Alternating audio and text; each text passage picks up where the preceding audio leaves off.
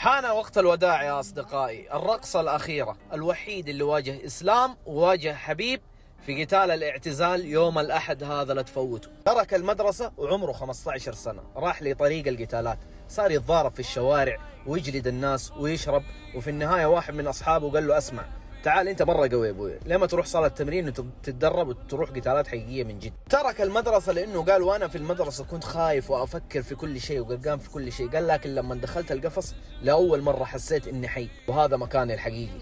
داستن اللي قال القتال انقذ حياتي، لانه فعليا انقذ حياة كثير من الناس، لانه سوى مؤسسة خيرية وتعاون مع حبيب لإنقاذ الأطفال. والمؤسسة هذه إلى اليوم موجودة، أسسها داستن بوريه عشان ينقذ الأطفال، لأنه هو صغير يقول لك أنا كنت طفل معنف وكان طفل فقير، وقال الناس يشوفوني مقاتل لكن في الحقيقة القتال أنقذ حياتي.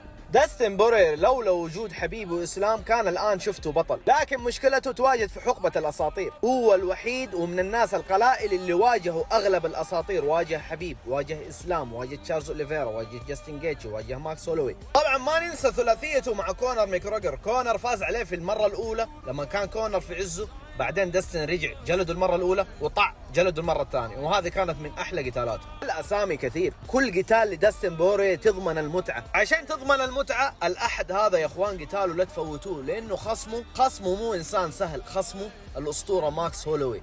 حتشوفوا قتال، طبعا الاثنين تقابلوا قبل كذا وداستن بوريه فاز مرتين على ماكس، وهذا القتال أضمن لك فيه. إذا تبي أحد ما يعرف في عالم القتال أو ما يعرف في عالم البوكسينج، القتال هذا بوابته، لأنه القتال هذا أنا أضمن لك على ضمانتي حتتفرج شيء ممتع، حتتفرج ملحمة، حتتفرج بوكسينج، حتشوف شيء حيمتعك. إنه الاثنين دول ترى ما يقاتلوا بس عشان الحزام وعشان الفلوس، لا يقاتلوا عشان المتعة، والمتعة مضمونة معاهم يا إخوان. القتال الأحد أنا أشوف للأمانة داستن حيفعلها ويفوز المرة الثالثة، وحيكون اللاست دانس قتال الوداع. داستن حيودع ماكس، مع الاسف ماكس انا اي لايك يو، بس ماكس انت حتودع. يعني يقول لك ليل وين برضه حيمشي مع داستن، لانه داستن طلب منه انه يمشي معاه ويغني معاه اغنيه الختام. الصراحه يا اخوان والله داستن بوريه داخل بفورمه عجيبه.